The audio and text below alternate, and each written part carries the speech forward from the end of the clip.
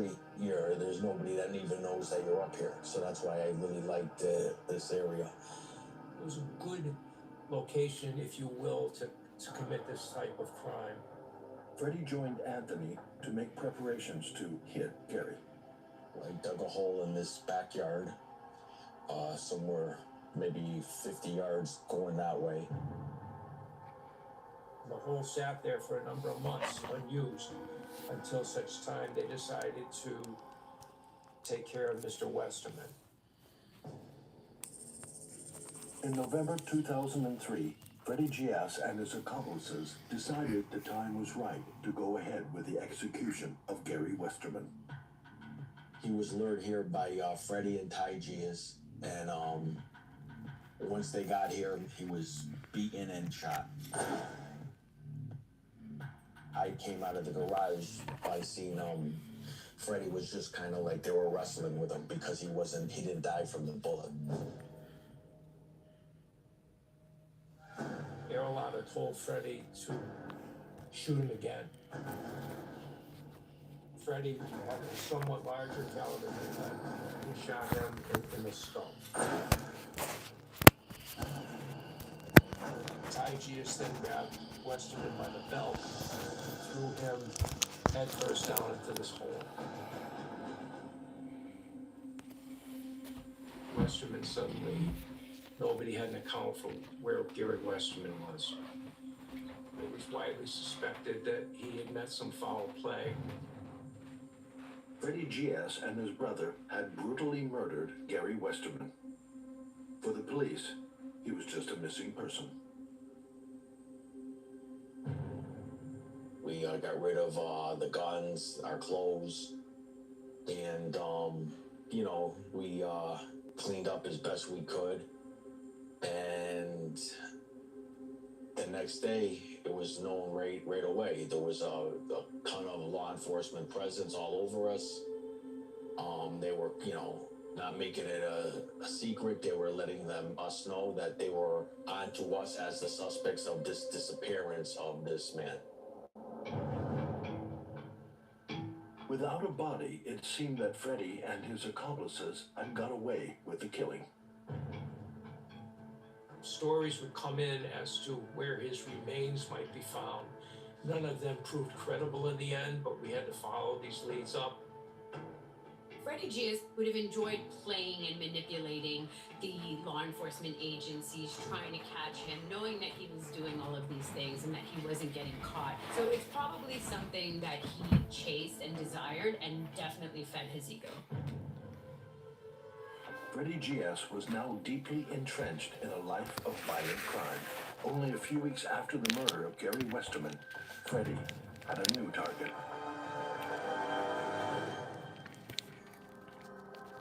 Adolfo Bruno was a made member of the mafia. He was a made member of the Genovese crime family, based out of New York.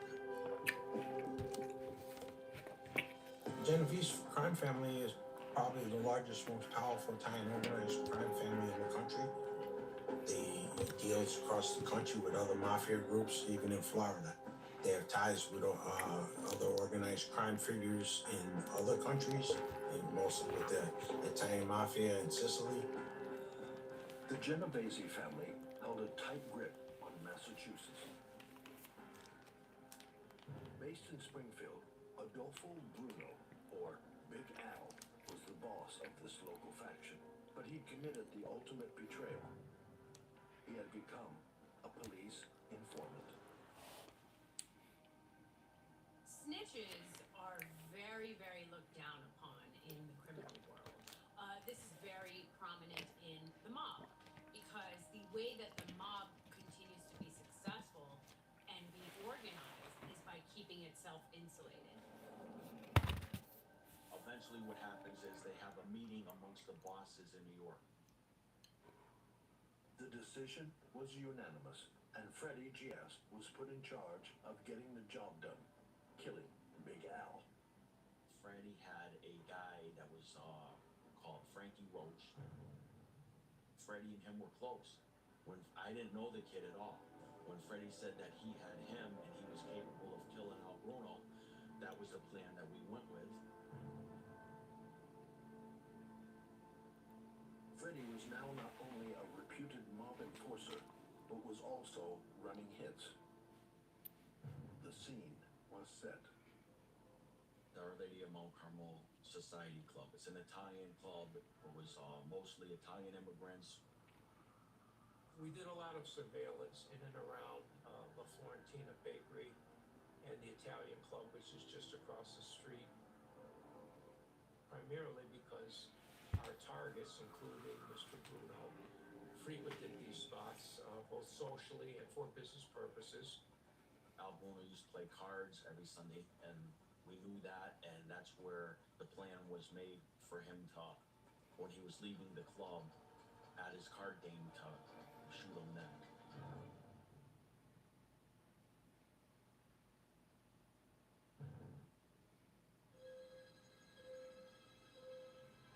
Emma, are you hiding? Used car shopping is terrifying. I can overpay. I'm always here to help. Then show me, Carfax. Almost half of all used cars have been in an accident. Half. Carfax can show how damage impacts price, so you don't have to overpay. Cool. What do you think of this guy? You don't have to overpay.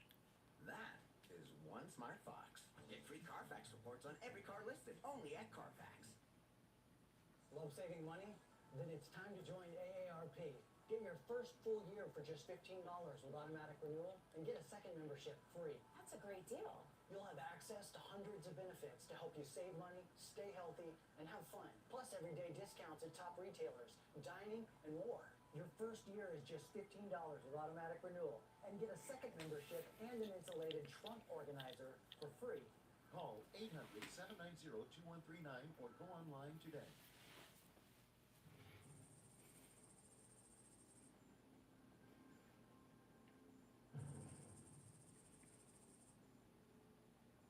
Everything was in place for Freddie Gias to kill Mafia boss Al Bruno.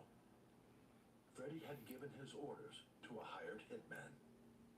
Mr. Bruno was inside the Italian Club, and his murderer, his shooter, a gentleman by the name of Frankie Roach, waited on a vacant field behind the building.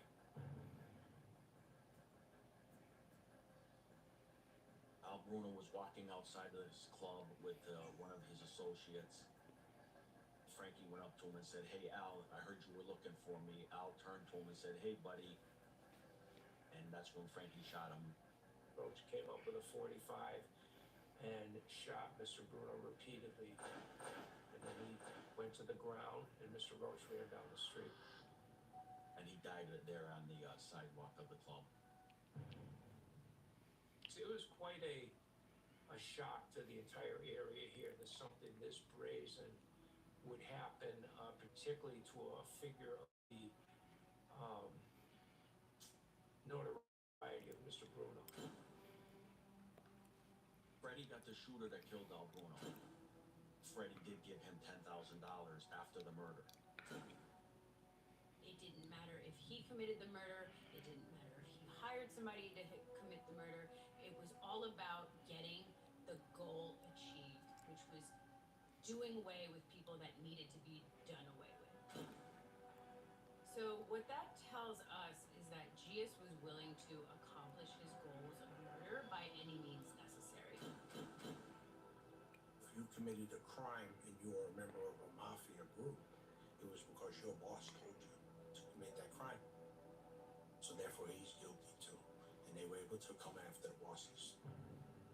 With a code of silence and a culture of fear in the local community, it took almost a year before the police made any real progress.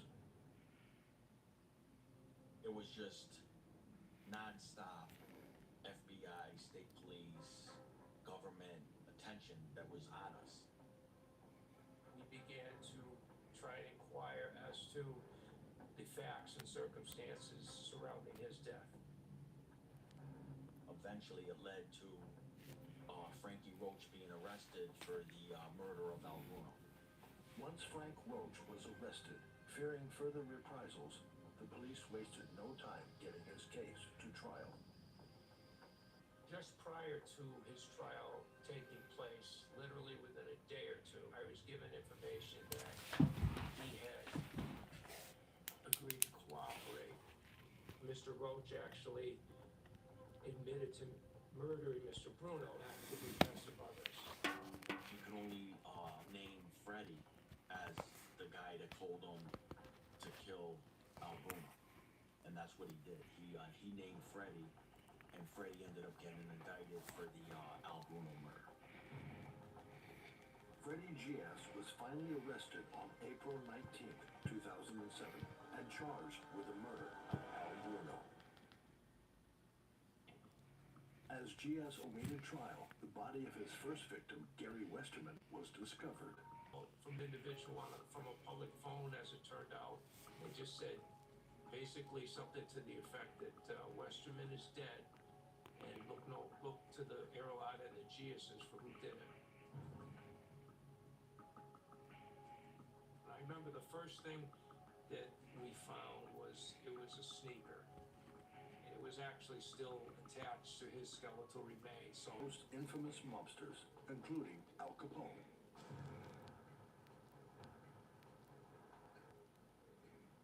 Springfield, Massachusetts has its own crew throughout the federal prison system.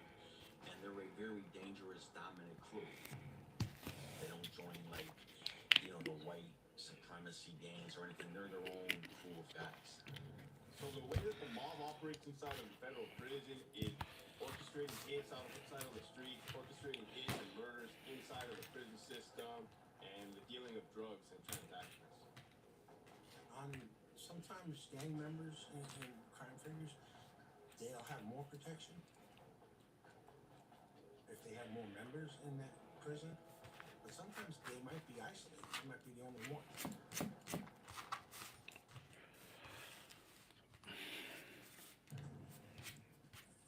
Freddie Gias was soon moved to USP Hazleton in West Virginia, arguably one of the most violent federal prisons in the county.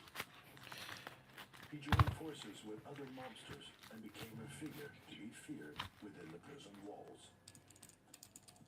Freddie is in a federal prison, and Massachusetts is known for having a dangerous, they call it a crew, like from Boston, and they're a very dangerous, dominant crew who would kill you if you were an informant or something like that.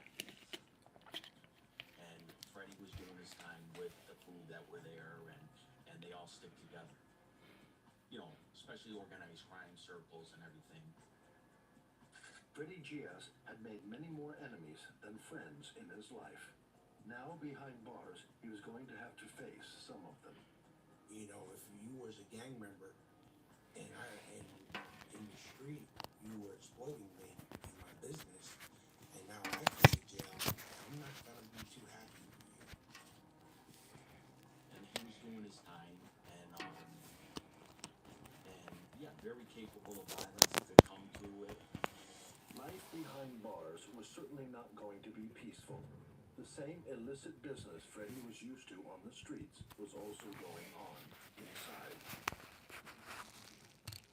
A lot of times people think that inmates are locked up, they're in secure facilities, and so they don't have access to contraband. That cannot be further from the truth. In my experience, almost every inmate has some sort of weapon on hand or close by that he can use at all times. I have had inmates who keep razors in their mouth. I have had one inmate show me how to make a shank out of toilet paper.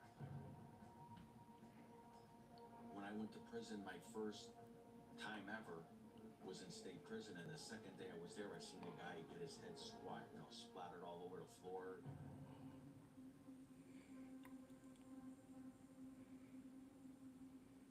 Just a year into his life sentence, Freddie heard news of a new arrival of interest to the Springfield mob.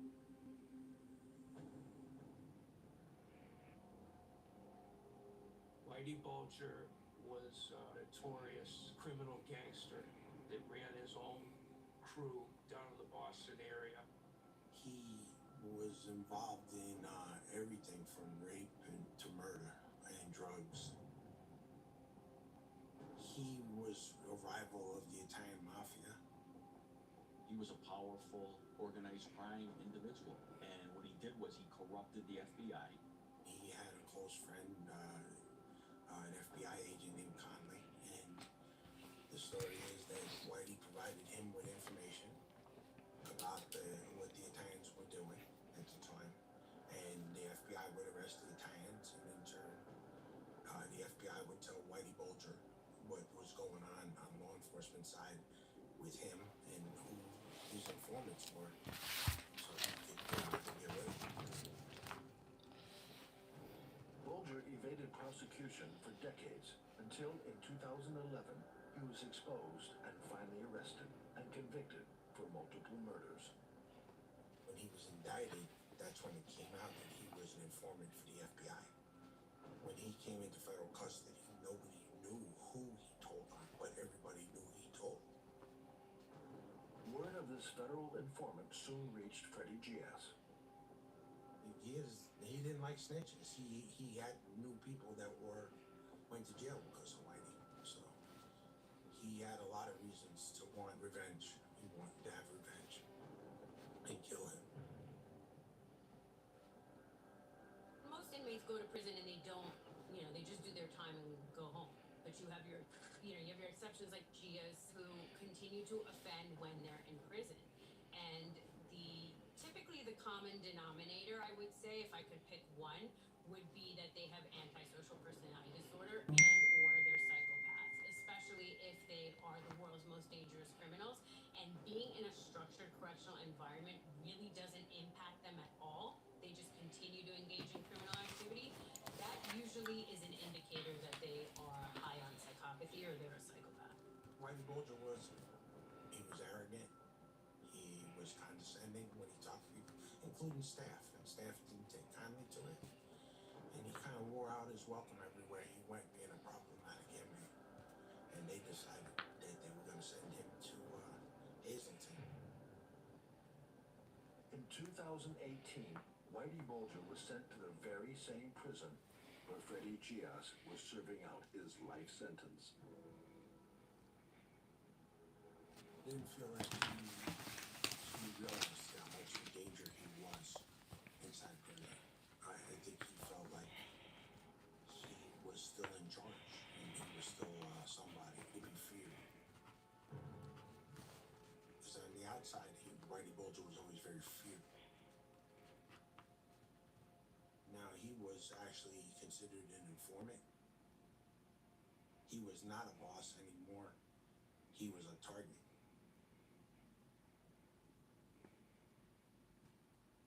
There are certain codes and rules to abide by, and snitching is probably one of the top ones that you don't want to go against. So a snitch is viewed as somebody who's an extreme threat to any kind of criminal organization, particularly the mob. So it makes sense that Gias was against snitches. Rats and informants have absolutely no love in the prison system. They're up there with the sex offenders as far as they are not well liked.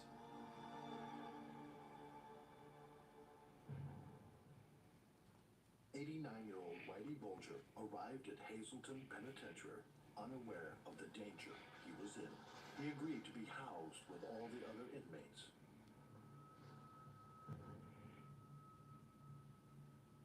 He came in the evening. The prison, I believe, was already locked down for the night. So the inmates were in their cells. He had previously been assigned a cell, so the cellmate knew he was coming. All inmates signed paperwork saying that they don't not in fear and they feel that they're safe to go out into general population. Why he came out into population, I don't know. So he was actually put in a cell, locked in there with his cellmate for the night. And then in the morning when they opened up the cell, Gies was able to go from his cell into that cell. For Whitey Bulger, the countdown had begun. Gias was willing to continue engaging in murder against high-profile people, no matter what the cost.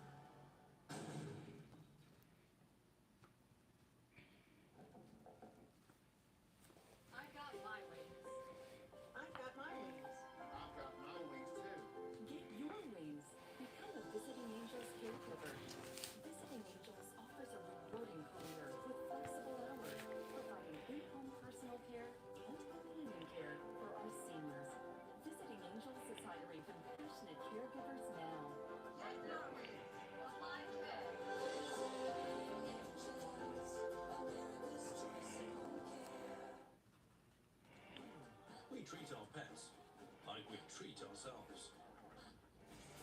From cleaner teeth to a gorgeous coat, there's a benefit for every copycat with Greenies. Greenies make health a treat. The game you're playing right now can't win $900. Just delete it. In Clinical enamel strain can help us to keep our enamel for a lifetime. It's backed by science. It is clinically proven to strengthen our teeth. I would recommend this toothpaste to everybody. It's really an amazing product. And Mr. Cocktail, I swear it's true. You sharpen notes to get seafood for you. Type in the details for your perfect fish. And soon it arrives to make dinner delish. In USP Hazleton, gangster turned informer Whitey Bulger had arrived the previous evening. At 6:30 a.m., cell block doors automatically unlocked. In the morning, when they opened up the cell, Gies was able to go from his cell into that cell. Freddie Giaz, determined to attack Bulger, allegedly went armed with the most violent weapons he could find. There are a lot of weapons that we see in the prison. Either locked, tied to a sock, or tied to a belt. Kind of swinging.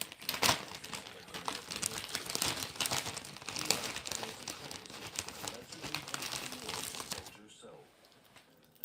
There's places where the cameras don't read, the inmates know where they're at, and they do take advantage of those situations.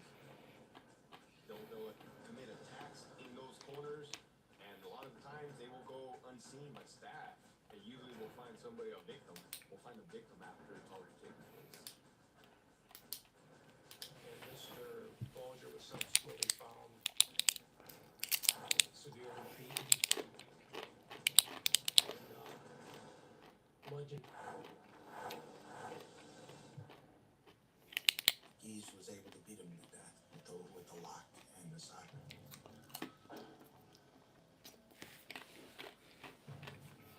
In less than 12 hours of arriving at Hazleton Penitentiary, Whitey Bulger's life had come to a horrifying end.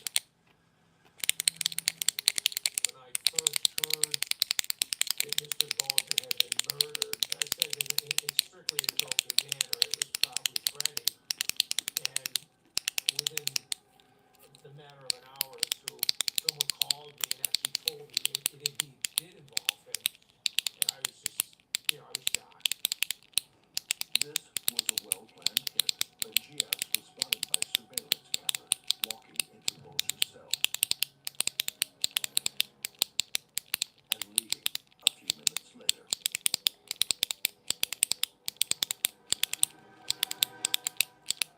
The 89-year-old was unrecognizable. The suspect was mafia hitman Freddie Giaz. Word spread both inside the prison and out. Freddie Giaz was headline news. Reputation in prison is pretty much everything. If you're an inmate and you have a reputation of violence, that reputation will follow you. So you can put in a lot of work, as they say. You can do a lot of stabbings and assaults early on, and that will follow you as in like, hey, don't mess with that guy. That guy is gonna handle his business. Across the country, Freddie Giaz's infamy was growing fast. Mob enforcer Freddie Giaz from West Springfield. Giaz beat Whitey Bulger to death yesterday morning. His eyes nearly gouged out. I think media coverage could have been a factor with Giaz because he would have enjoyed the defeat to his ego. So the killing of a high-valued or important target in prison would gain you the reputation and the respect of other criminals as a badge of honor. You didn't take out an average Joe, you took out somebody that, to them, means something.